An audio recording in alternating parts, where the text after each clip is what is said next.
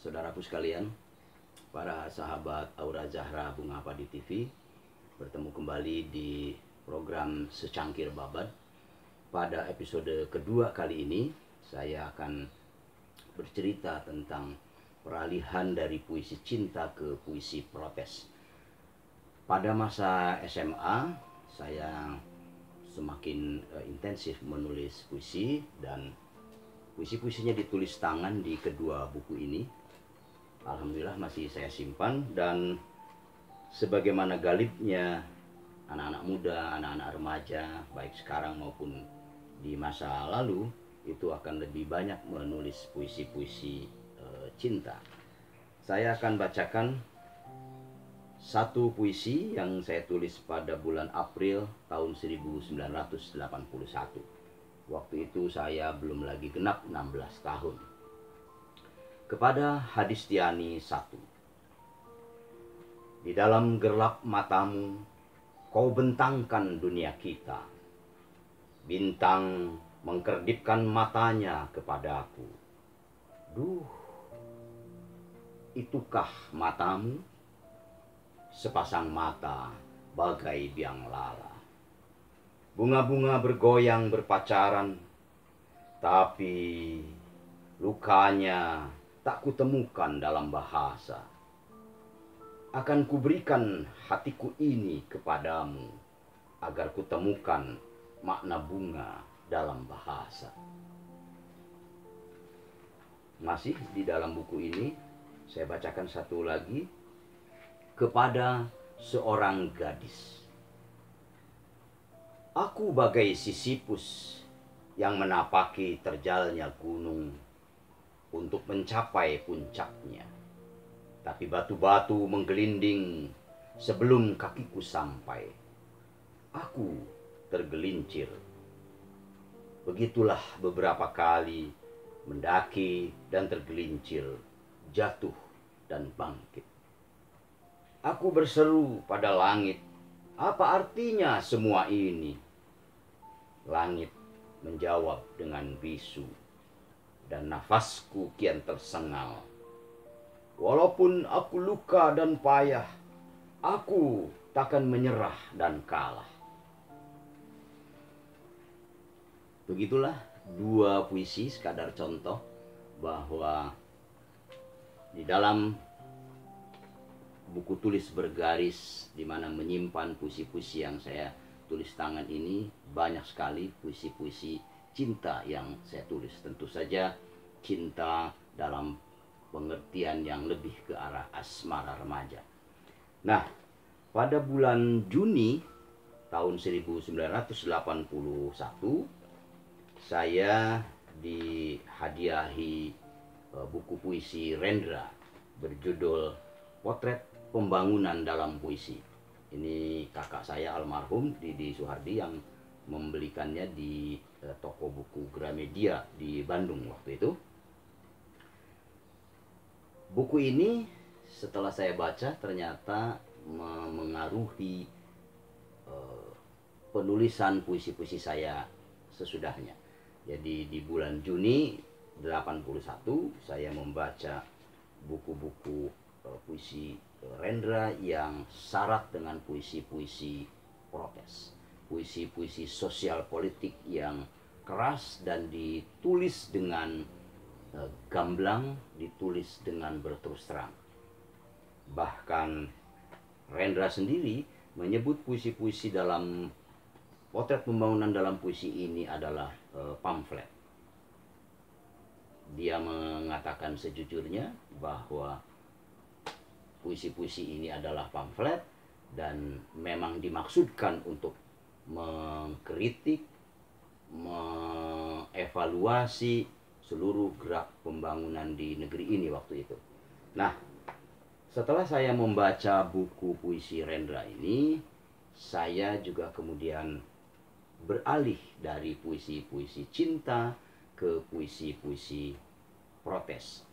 Saya akan bacakan satu dua puisi yang saya tulis di buku tulis bergaris berikutnya. Ini ada puisi yang saya tulis di bulan Juli 1981. Judulnya Jazz bagi Saritem. Nyanyi jazz di telinga perawan desa adalah suara perang yang tidak mengiringi langkah kaki di tanah becek. Kebisingan menyelimuti malam. Saritem, perawan desa, tak bisa mimpi karena tak bisa tidur.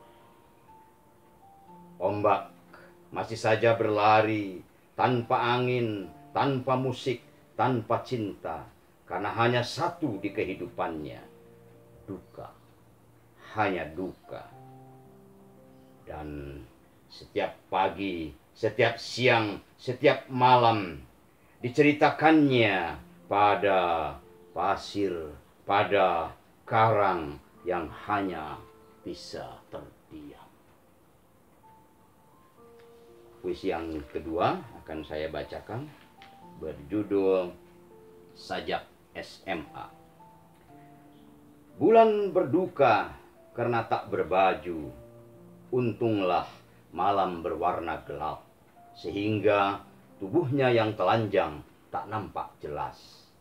Malam yang gelap melahirkan dingin, dingin melahirkan sepi. Ketika sepi melewati puncak malam, berakhirlah gelap. Lalu bulan bersembunyi di balik bukit, takut tenggelam di dalam hati. Oh, sekolah kita yang di sana seni, tak ada lagi gentingnya, dan seterusnya. Puisi-puisi yang ditulis dengan berterus terang, puisi-puisi yang ditulis dengan gamblang. Puisi-puisi yang begitu hari ini saya baca terasa tidak puitis, dan memang waktu itu sangat dipengaruhi oleh puisi-puisi Rendra. Tentu saja puisi-puisi yang saya tulis waktu itu masih belum mendalam, masih belum menggunakan permainan kata dan sebagainya, sehingga agak terkesan vulgar. Saya memang waktu itu belum lagi membaca buku-buku sosial, buku politik dan sebagainya. Nah, barulah kemudian ketika saya melengkapi bacaan dengan buku-buku yang lebih banyak, kemudian bisa menuliskan puisi-puisi yang lebih mengedepankan permainan kata, walaupun ditulis dengan kata-kata yang tidak terlampau banyak metafora. Jadi pada masa SMA, belum lagi berumur 17, saya sudah beralih dari puisi cinta ke puisi protes. Dan semua itu disebabkan oleh bacaan. Jadi ketika saya membaca buku-buku puisi Sapardi Djoko Damono, Abdul Hadi WM, Wingkarjo dan sebagainya, saya lebih banyak menulis dengan kata-kata yang lembut, yang romantis, bahkan yang agak-agak melankolia.